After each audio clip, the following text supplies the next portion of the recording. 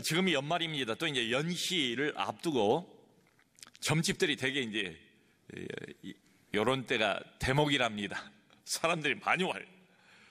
많이 와서 내년 운세를 보는 거예요. 사업운, 취업운, 결혼운 뭐 등등 말이지요. 이런 에베소의 분위기를 바울이 너무 잘 알지요. 본인이 거기 3년이나 머물면서 복음을 전했으니까요. 그래서 신약 성경에 보면 바울이 쓴 에베소서라는 편지가 있어요. 유명한 에베소서 6장을 보면 바울이 이렇게 말합니다. 우리의 씨름은 혈과 육에 속한 것이 아니요, 영적인 전투랍니다. 바울 본인이 에베소 도시에서 3년 동안의 그 영적인 전투를, 치열한 전투를 경험을 했지요. 우리의 씨름은 눈에 보이는 어떤 사람들과의 싸움이 아니래요. 이게 영적인 전투랍니다. 우리가 휘말려 있는 싸움의 성격이 이렇답니다. 원튼 원치 않던 하나님의 영을 가지고 있는 사람, 중생한 사람, 하나님의 백성들, 어둠의 영의 표적이 됩니다. 이 싸움에 휘말리게 돼요. 이어서 하는 말이 우리의 씨름은 혈과 육에 속한 것이 아니요 어둠의 세상 주관자들과 하늘에 있는 악한 영들을 대함이라.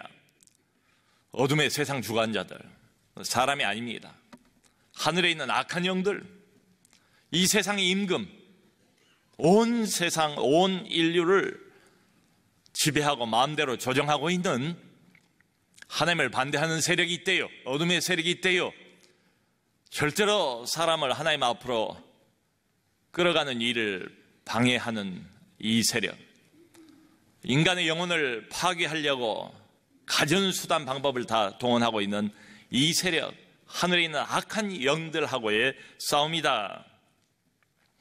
이런 에베소 도시 한복판입니다. 지금 바울은 호랑이 굴 한복판에 들어온 겁니다. 바울이 어떻게 이 영적 전투를 이어갑니까? 우리가 지난주에 살펴본 것처럼 우선 무엇보다도 하나님의 말씀입니다. 하나님은 하나님의 말씀을 통해서 복음을 전해요. 구원을 전해요. 복된 소식을 전합니다. 인간을 구원합니다. 하나님 앞으로 끌고 옵니다. 그러니까 먼저 중요한 건 뭔가 하면 우리 신앙의 중심은 하나님의 말씀이에요. 그래서 이 도를 따르길 원하는 사람들, 제자들을 따로 모아서 두란노 서원에서 2년 동안을 매일같이 바울이 복음을 전하지 않습니까? 그렇게 한 결과 유대인이나 헬라인이나 아시아 전역에 살고 있는 사람들이 다 주의 말씀을 듣더라. 우리가 잘 아는 소아시아에 여러 교회들이 세워졌죠. 골로새, 라우디게아, 서머나, 버가모, 두아디라, 사데, 빌라델비아 교회, 이런 교회들의 기초가 바로 이럴 때 놓여지게 된 거지요. 자, 그런데 하나님께서는 자신의 종 바울을 통하여 말씀만 전하시는 게 아니에요. 늘 두 가지가 같이 가요. 말씀과 기적, 초자연적인 하나님의 역사와 그리고 하나님의 말씀. 그러니까 이 초자연적인 역사와 기적은 하나님의 말씀을 보강하는 역할을 합니다. 이 말씀이 진짜다, 이 말씀이 진짜 하나님의 말씀이다, 이 말씀을 모두 믿어야 한다, 따라야 된다, 이걸 강력하게 확증해 주는 게 바로 기적이죠. 그 하나님께서 바울을 통해서 아주 희한한 기적을 베푸신데요, 바울은 몰랐을 겁니다. 아마 사람들이 몰래 바울이 사용하고 있던 손수거, 바울이 쓰던 앞치마, 이걸 가져다가 병자 위에 얹으니까 병이 떠나가는 거예요. 동시에 악귀도 소리를 지르면서 나가는 겁니다. 듣도 보도 못한 현상이지요. 이 바울의 손수건은 바울이 장막을 만들 때, 천막을 만들 때 흘러내린 땀을 막기 위해서 이마에 질끈 동여맨 천조각으로 보입니다. 또 바울이 천막을 만들 때에 앞에 입었던 앞치마, 그러니까 바울은 2년 동안 두란노 서원에서 복음을 전하면서 동시에 천막을 만든 일을 해서 스스로 생계를 유지를 했습니다. 그 어떤 기록에 의하면 아침에는 이 사람들이 일을 하고 낮이 되면 이제 긴 낮잠을 자는 겁니다. 에베소 사람들이. 바울은 아침에는 자기 생업을 하고 천막을 만들고 사람들이 잠을 자기 시작하는 11시부터 오후 4시까지 약 5시간 동안 매일같이 에브리데이 두란노 성원에서 말씀을 전했다. 이 두 가지를 바울이 같이 한 거죠. 그러니까 바울의 수고와 그리고 바울의 땀방울이 스며들어 있는 그 손수건 그리고 그 앞치마, 이걸 가져다가 병자에게 얹으면 그냥 중풍병자도 일어나고, 말하자면 안진병이도 일어나고 악한 귀신도 떠나가고 이런 기적들이 나타나는 거예요. 여러분, 복음서 보면 우리 예수님께서도 얼마나 많은 병자들을 고치셨습니까? 한 번은 12해 동안 혈류병으로 고생한 한 여자가 주님 앞에 오잖아요. 예수님의 소문을 들었어요. 12해 동안 이 병을 고치려고 무던 애를 많이 썼습니다. 근데 용하다는 병원을 찾아가 봐도, 의원을 만나도 고치지를 못했어요. 12년 지나면서 몸과 마음이 망가질 대로 망가졌겠죠. 그리고 가지고 있던 가산도 다 탕진을 해버리고 말았습니다. 마지막 소망으로 주님의 이야기를 들은 거예요. 그래서 주님 앞에 감히 나서지도 못했어요. 주님 뒤로 와서 가만히 주님 옷자락에 이 여자가 믿음을 가지고 절박한 심정으로 손을 댔답니다. 바로 그 즉시로 여자의 혈루 근원이 말라버렸잖아요. 혈루병에서 해방되지 않습니까? 바울의 경우에도 이런 기적이 나타나는 거예요. 다시 재발이 없어요. 즉석에서 효과가 나타납니다. 모든 병자들이 일어나고, 그리고 귀신이 쫓겨나가고. 사도행전 5장을 보면 베드로가 교회의 수장 아닙니까? 대표 아닙니까? 사람들이 베드로의 능력을, 베드로를 통해서 하나님이 주신 능력이죠, 신뢰한 나머지 베드로가 걸어가는 그 길목에 병자들을 데리고 옵니다. 거동이 불편한 사람들은 침상에 병자들을 누워가지고 나와요. 베드로의 그림자라도 쓰이면 이 사람이 나을까 하는 일종의 믿음이겠죠. 근데 그런 사람들은 다 나았더라. 참 희한한 일입니다. 전무후무한 기적이죠. 여러분, 이런 기적을 모방할 수 있겠습니까? 이 기적을 베푸신 이유가 바울을 높이기 위해서였겠습니까? 손수건과 앞치마를 사람들이 사용했을 때 그건 바울의 능력이겠습니까? 전혀 그런 게 아니죠. 말씀드린 것처럼 에베소 도시 전체가 어둠의 영으로 꽉꽉 찌들어 있는 이런 상태, 악령들의 활동이 난무하고 있는 그 한복판에서 살아계신 하나님, 만군의 여호와, 온 세상의 창조주, 그리고 지금도 온 땅을 지배하고 계시는 왕 중의 왕, 진짜 유일하신 참 하나님이 어떤 분인가를 하나님께서 자신의 종을 통해서 이렇게 보이시는 거죠. 수건에 무슨 능력이 있겠습니까? 더러워진 앞치마 자체에 무슨 능력이 있겠습니까? 이게 왜 꼭 수건이어야 되겠습니까? 뭐든지 다 통할 거라고요. 바울이 사용하던 펜이라든가, 아니면 바울이 허리띠를 가지고 있다면 허리에 둘렀던 이 띠를 갖다가 병자에게 얹어도 병이 낫고 귀신이 똑같이 쫓겨 나갔을 겁니다. 이게 바울이 하는 일이 아니에요. 수건 자체에 무슨 신비한 능력이 따로 있는 게 아니지요. 이 모든 것이 다 하나님께서 하신 일이다. 그래서 여기 11절을 보면 정확하게 이렇게 되어 있습니다. 하나님이 바울의 손으로 놀라운 능력을 행하게 하시니, 하나님이 바울의 손을 통해서 놀라운 일을 행하셨다. 주어는 하나님이십니다. 여러분, 우리가 이 주어를 잊어버리면 안 돼요.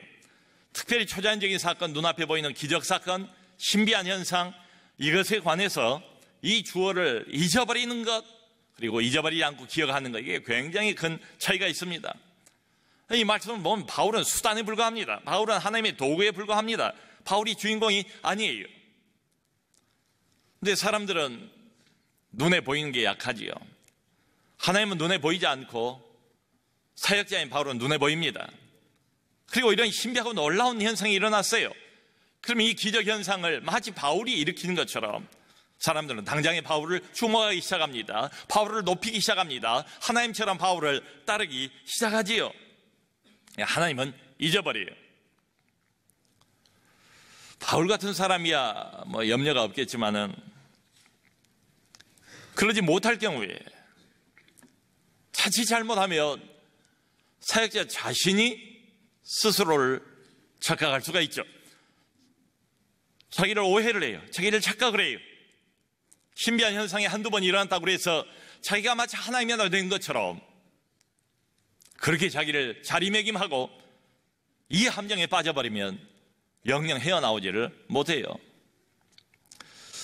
참 이미 유수한 교단에서 이 단어로 정죄를 했습니다. 그 사람을. 자신을 하나님과 동등한 사람으로 이렇게 여기는 자칭 신령한 사람 있어요.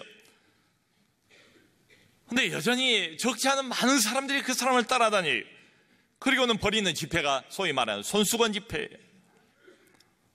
하나님과 거의 방불하다는 이 사람이 자기 손수건을 꺼내서 거기에다가 안수를 하고 그러면 신령한 능력이 이 손수건으로 이전이 되고 전국 방방곡곡을 다니면서 이 손수건 집회라는 걸 열고 희한한 짓들을 하고 황당무계한 소리를 하고 아무 말이나 막혀요. 그것도 모자라서 해외까지 이 손수건을 들고 나가서 해외 집회까지도 이렇게 벌리는 이런 경우. 바닷가 물 위에, 바닷물 위에 이 사람이 손을 얹고 안수를 했더니 쓴물이 단물로 변해서 이 단물을 마시고 이 단물을 환부 여기저기에 바르기만 하면 마치 만병통치약처럼 이게 황당무계한 소리, 반성경적인 이런 이야기를 여전히 많은 사람들이 믿고 따르는 것을 보면 참 난감해요. 여러분, 성경을 보면 복음서에 예수님께서 다니시는 곳마다 귀신들이 먼저 알아보고 예수님 앞에 나오지 않습니까? 귀신은 영적 존재지요. 사람들은 몰라요, 이분이 누군지. 근데 귀신들은 정말 귀신같이 알아맞혀요. 이분이 하나님의 아들이고 거룩한 하나님의 아들이고 온 세상에 구원을 베풀기 위해서 오신 분이고 자기들을 멸하러 온 분인 걸 알아요. 그래서 먼저 와서 부복하고 엎드리면서 탄원하지 않습니까? 하나님의 거룩하신 아들이여, 당신과 우리가 무슨 상관이 있습니까? 우리를 쫓아내지 말아 주옵소서. 우리를 멸하러 오셨나이까? 이러면서 먼저 예수님 알아보는 귀신들 말이죠. 이 귀신들이 바울 같은 하나님의 종도 알아본대요. 하나님이 크게 쓰시는 위대한 종, 사방을 다니면서 하나님의 구원의 복음을 전하는 이 귀한 종, 하나님의 택한 그릇, 구원의 기쁜 소식을 널리 어둠 속에 갇혀있는 사람들에게 전파하는 이 말씀의 종, 하나님의 종, 성령으로 충만한 사도 바울을 이 귀신들로 어쩌지 못해요. 건드리지 못합니다. 알아봅니다. 이 사람이 거룩한 자라는 것을. 내가 예수도 알고 바울도 알거니와 그런데 너희는 누구냐? 너희는 누구냐? 여러분, 참 이 대조적인 질문 아닙니까? 바울도 안 돼요. 뭐뭐한 하나님의 위대한 사람들, 하나님의 깨끗한 그릇, 하나님이 귀하게 사용하시고 있는 누구는 내가 안 돼요. 근데 넌 누구냐? 넌 정체가 뭐냐? 내가 모르는 자다. 이런 소리죠. 이건 우리에게 큰 도전 아닙니까? 여러분, 이런 귀한 하나님의 종들, 사역자들, 이런 사람들은 마귀 왕국에 커다란 데미지를 입힙니다. 큰 타격이 됩니다. 그러니까 아마 마귀 왕국에도 나름대로 블랙리스트가 있습니다.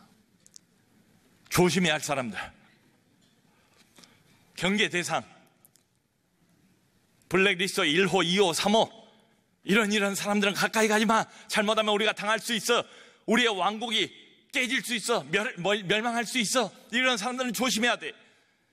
그 C.S. 루이스가 쓴 스크루테이프의 편지를 보면 고참 마귀가 이제 마귀 활동을 시작한 신참 자기 조카 마귀에게 자세한 조언을 해주지 않습니까? 이런 사람들은 피해야 돼요. 웬만한 사람들은 홀딱 넘어갑니다. 속이기 쉽습니다. 거짓에 아주 약해요. 이런 눈에 보이는 초자연적인 현상에도 아주 약해요. 여러분, 마귀들도 하늘로부터 불까지 내려올 수 있을 정도로 기적을 베풀 수 있어요. 얼마든지 사람 눈을 속일 수 있습니다. 대단한 초자연적인 현상을 일으켜 볼 수 있습니다. 거기 속지 말아야 됩니다. 그런데 이 귀한 하나님의 종들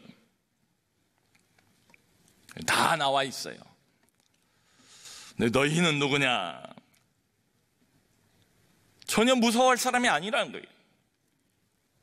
블랙리스트에 이름 석자가 없는 사람이라는 거예요. 별것도 아닌 사람들, 우리 상대가 아닌 사람들, 별것도 아닌 니들이 왜 덤벼드는가? 이런 거죠. 귀신에게 일침을 지금 맞은 겁니다. 어찌 보면 귀신에게 지금 바람 맞는 거예요. 귀신에게 왕따 당하는 거예요. 귀신에게 꾸지람 받는 거예요. 엉뚱한 짓 하다가. 제가 이 말씀을 보다가 불현듯 그 생각이 들었어요. 만일 내가 1대1로 이 귀신과 딱 맞닥뜨렸을 때, 야, 내가 김 목사, 이 목사도 알지만 박 목사 너는 누구냐? 그러면 어떻게 하지? 내가 김 집사, 이 집사도 아는데 박 집사 너는 누구냐? 박 장로 너는 누구냐? 이 박시성 가진 사람들에게 죄송합니다. 제가 박씨라. 이렇게 나올 수도 있지 않은가? 살아계신 전능자와 아무 관계도 없는 사람, 껍데기 종교에 휘둘리고 있는 사람, 실제로는 어둠의 영에 사로잡혀 있는 이런 사람. 여러분, 귀신들이 사람이 바울을 무서워하겠습니까? 우리보다 훨씬 지혜롭고 훨씬 더 능력이 많은 이 귀신들이, 악령들이 바울을 왜 무서워하겠어요? 바울하고 특별한 관계를 맺고 있는 하나님을 무서워하는 거죠. 이 바울이라는 사람을 특별 관리하고 있는 하나님을 무서워하는 거죠. 바울을 통하여 실시간으로 역사하고 계시는 하나님, 그분을 두려워하는 것 아니겠습니까? 그런데 하나님에게는 관심이 없어요. 이런 종류의 사람들은 하나님에게는 관심이 없어요. 기적에만 관심이 있어요. 초자연적인 현상에만 관심이 있어요. 기적을 만드는 것에만 관심이 있어요. 사람도 눈을 어떻게든지 속이는 데만 관심이 있어요. 이걸로 인해서 얻게 될 세속적인 이득과 돈벌이와 자신들의 명성에만 관심을 갖고 있는 이 사람들, 종교 지도자의 아들들, 이게 유대 종교의 실상입니다. 결과는 어떻게 됐습니까? 악귀 들린 사람이, 이 악귀가 7사람을 죄다 타고 뛰어올라서 눌러버렸대요. 두들겨 팼대요. 7대1로 붙었어요. 그래도 이기지를 못해요. 그 여기 보니까 상한 몸, 실컷 두들겨 맞았는가 봐요. 7명 다. 그리고는 벗은 몸으로 도망갔대요. 수치를 더하기 위해서 이 악귀가 죄에다 빨가벗겨 놓고 치도록 그렇게 한 것 같아요. 큰 수치, 완전한 패배. 그리고 끝났습니다. 여러분, 이걸 보면 이게 분명하지 않습니까? 하나님이 기적 주시면 고맙지요. 기적을 위해서 우리가 기도할 필요도 있죠. 근데 하나님을 좌지우지해서는 안 되겠죠.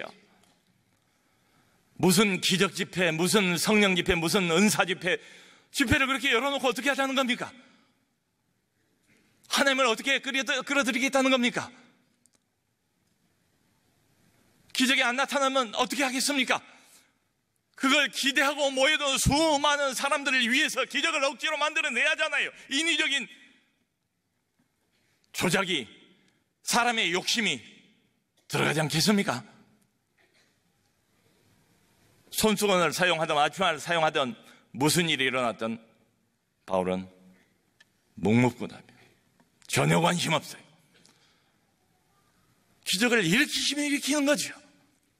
기적을 멈추면 우리도 멈춰야죠. 억지로 기적을 일으킬 수 없다. 하나님 소관이다. 여러분, 기적에 관심 갖기보다 사실은 주인공이 기적을 일으키시는 하나님 아닙니까? 하나님에게 관심을 가져야 되지 않습니까? 눈에 보이는 이런 초자연적인 현상이나 기적들은 뭐예요? 다 하나님을 가리키는 손가락들이지요. 우리 하나님이 얼마나 대단한 분인가, 얼마나 이분이 영광의 왕이신가, 이분이 얼마나 전능자이신가, 이분에게 못할 것이 없다는 것을 이 기적을 통해서 하나님이 명명백백하게 보여주시는 것 아닙니까? 이분이 지금 전파하고 있는 구원의 말씀, 생명의 말씀이 진짜 하나님의 생명 없는 유일한 말씀이라는 것을 기적을 통해서 하나님이 보증하시는 것 아닙니까? 말씀을 보강하시는 것 아닙니까? 그러니까 우리가 기적에 관심을 갖기보다 기적에 하나님에게 관심을 가져야 되지 않겠습니까? 한마디로 하나님과 우리와의 관계에 더 관심을 가져야죠. 성도 여러분, 우리의 초라한 신앙의 모습의 이유가 뭘까요? 무기력한 우리 신앙의 이유가 뭘까요? 주일날 와서 사도신경 한번 하고, 주일날 와서 예배 한번 드리고, 그리고 월, 화, 수, 목, 금, 토 무기력하게 늘 악령에게 얻어맞고 패배하면서 사는 것처럼 실패와 패배만을 거듭하면서 아무 힘도 써보지 못하고 하나님이 쳐다보는 나 앞에서 전패를 하는 이유가 뭘까요? 기적이 없어서 그렇습니까? 초자연적인 역사가 나타나지 않아서 그렇습니까? 그런가요? 솔직하게 뭡니까? 하나님과의 관계가 너무 멀어요. 신앙생활을 한다고는 해도 오래전부터 마음이 너무 건조해요. 먼지만 풀풀 날려요. 거북이 등처럼 딱딱하게 화석처럼 굳어버린 그런 심령을 가지고 매주마다 주일날 앉아서 형식적으로 껍데기 신앙 고백을 해도 얼마나 그게 효과가 있을까요? 하나님과의 관계가 너무 멀어요. 그 관계가 너무 희석되어 있어요. 믿는 것도 아니고 안 믿는 것도 아니고, 하나님을 붙잡는 것도 아니고 안 붙잡는 것도 아니고, 늘 어중간하고 늘 애매모호한 양다리를 걸치고 있는, 갈멜산 꼭대기에서 엘리야가 언제까지 양쪽 사이에서 머뭇머뭇 하려느냐? 하나님이 진짜 하나님이면 하나님 편에 서고, 바알이 진짜 하나님이면 저 편에 서라. 늘 그 요구를 받고 있는 것처럼만 보이는 우리의 신앙. 우리 무기력의 이유는 하나님과 충분히 가깝지 않기 때문입니다. 하나님과의 관계가 깊지 않기 때문입니다. 하나님과의 관계가 깊지 않은데 그분의 음성이 들릴 리가 없죠. 그분의 말씀이 영향력을 행사할 리가 없지 않습니까? 그 생활이 무기력할 수밖에 없죠. 그 요즘에 계속 금요일 밤마다 사무엘 하를 보고 있습니다. 얼마 전에 사무엘 하 22장을 봤어요. 다윗의 노래입니다. 모든 대적들을 다 하나님이 물리쳐 주셨을 때 승리의 노래를 하나님께 부르는 거예요. 근데 거기 보면 다윗이 아주 기가 막힌 말을 2절 3절에서 해요. 나의를 계속 반복합니다. 하나님이 어떤 분인가를 소개하는데요, 하나님은 나의 반석이시오, 나의 요새시오, 나의 방패시오, 나의 구원의 뿌리시오, 나의 망대시오, 나의 피난처시오, 나의 구원자시라. 다윗이 왜 그렇게 나의라는 말을, 그 단어를 반복하는 것일까요? 뭘 강조하고 싶은 걸까요? 나의라고 했으니까 내 소유다, 하나님은 내 거다, 내가 마음대로 좌지우지할 수 있다, 이런 말이 아니잖아요. 오히려 반대 아닙니까? 나는 하나님에게 사로잡힌 사람이다. 나는 하나님의 소유물이다. 하나님과의 깊은 관계, 하나님과의 친밀한 관계, 뗄래야 뗄 수 없는 우리 하나님, 내 인생의 하나님이라는 존재를 염두에 두지 않고는 내 인생을 설명할 수 없는 그런 인생, 나의 반석, 나의 피난처, 나의 높은 망대, 나의 구원자. 사랑하는 성도 여러분, 여러분들도 솔직하게 다윗처럼 고백할 수 있습니까? 멀리 있는 하나님이 아니고요, 박 목사의 하나님이 아니고요, 어떤 권사님의 하나님이 아니고요, 내 부모님의 하나님이 아니고요, 나의 하나님, 나의 하나님. 누가 뭐라고 해도, 상황이 어떻게 어렵고 힘들다 할지라도 나의 하나님, 나의 하나님, 나의 하나님, 나의 하나님. 여러분, 다윗이 그걸 고백했을 때 그게 관념이겠습니까? 희망사항이겠습니까? 실제는 아니지만 그러기를 바라는 마음이겠습니까? 아니죠. 온갖 풍상을 다 겪고 죽음 고비를 여러 번 넘겼던 다윗이 하는 이 고백을 들어보세요. 관념이 아니고요, 희망사항이 아니고요, 나의 반석, 나의 방패, 나의 피난처, 나의 구원자. 100% 하나님이 리얼리티, 살아계신 하나님, 전능하신 하나님, 만군의 하나님, 여호와, 온 세상을 지배하시고 지금도 다스리고 계신 그 하나님, 그 위대하신 만군의 하나님께서 이 먼지만도 못한 작은 먼지 한 톨만도 못한 나 같은 자를 이렇게 붙드시고 내 머리카락 하나까지라도 세실 정도의 섬세한 사랑의 간섭을 가지고 내 인생을 움직여 가시는 그 하나님, 100% 살아계신 하나님을, 그 하나님의 임재를 느끼면서 고백하는 말 아니겠습니까? 하나님은 나의 방패요, 나의 구원자요, 나의 반석이요, 나의 피난처시라. 여러분, 시편 23편, 그 유명한 시편에서 다윗이 1절에 노래하지 않습니까? 여호와는 나의 목자시니 내가 부족함이 없으리로다. 여러분들은 다윗과 같은 심정으로 똑같이 고백할 수 있습니까? 마음을 담아서 진실로 고백할 수 있습니까? 여호와께서 나의 목자 되시기만 하면 그 다음에 자동적으로 따라 나오는 후렴구는 뭡니까? 부족함이 없으리로다. 부족함이 없으리로다. 여호와께서, 하나님께서 나의 유일한 소망이 되시고 나의 유일한 힘이 되시고 내 인생의 유일한 동력원이 되시기 때문에 어떤 상황, 어떤 처지에서든지 나는 부족함이 없습니다. 나의 하나님, 하나님과의 깊은 관계, 긴밀한 관계, 기적이 아니라 기적을 베푸시는 우리 하나님, 그 하나님과의 살아있는 관계를 사모하시고 그 관계에서 깊어지시고 그 관계에서 계속 발전해 가시는 우리 모두가 될 수 있기를 주님의 이름으로 축원합니다.